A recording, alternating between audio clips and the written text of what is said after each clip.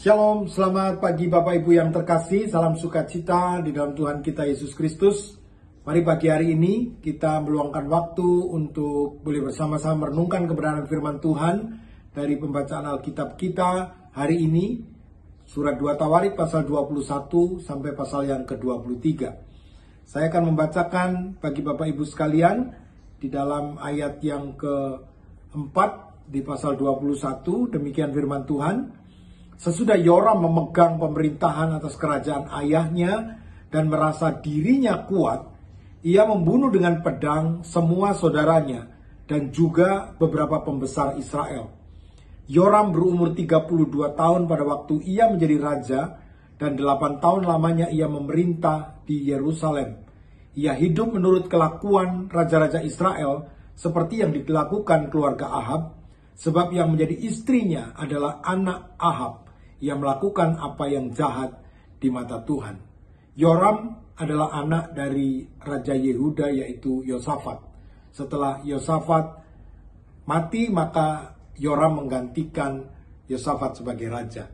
Tetapi saat dia merasa menjadi kuat, maka dia membunuh seluruh anak-anak Yosafat yang adalah saudaranya dan juga beberapa pembesar Israel. Saya memberi tema renungan kita pagi hari ini adalah pengaruh yang membahayakan. Beberapa hal yang sering terjadi adalah seseorang bisa dipengaruhi oleh pergaulan yang buruk. Peristiwa Yoram terjadi dan yang menjadi pendampingnya atau menjadi istrinya adalah anak Ahab, raja yang juga berbuat jahat, yang melakukan apa yang jahat di mata Tuhan. Sehingga Yoram juga dipengaruhi oleh istrinya yang jahat, sehingga apa yang dilakukan Yoram juga jahat. Keturunan Yoram setelah Yoram wafat, maka Ahazia, anaknya, di pasal 22 kisah yang sama.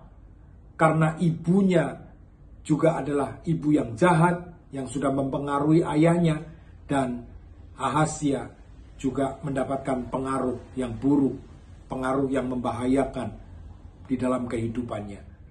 Di dalam ayat 2 dikatakan Ahazia berumur 42 tahun pada waktu ia menjadi raja, dan setahun lamanya ia memerintah di Yerusalem. Nama ibunya ialah Atalia cucu Omri. Ia pun hidup menurut kelakuan keluarga Ahab karena ibunya menasehati untuk melakukan yang jahat. Bapak Ibu sekalian, tidak dapat dipungkiri bahwa untuk kehidupan kita 5 tahun atau 10 tahun ke depan itu terjadi karena salah satunya pengaruh dari orang-orang yang dekat dengan kita. Jika pengaruh itu adalah jahat, sifat karakter orang yang dekat dengan kita adalah jahat, maka kita akan menjadi jahat.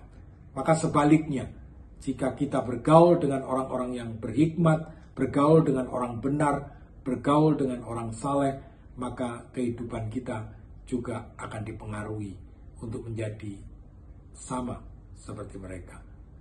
Di dalam firman Tuhan lebih ditegaskan, hendaklah engkau hidup oleh Roh, hendaklah engkau terus boleh dipimpin oleh Roh dan meneladani Yesus Kristus, supaya kehidupanmu boleh menjadi kehidupan yang menjadi berkat, kehidupan yang berkenan kepada Tuhan.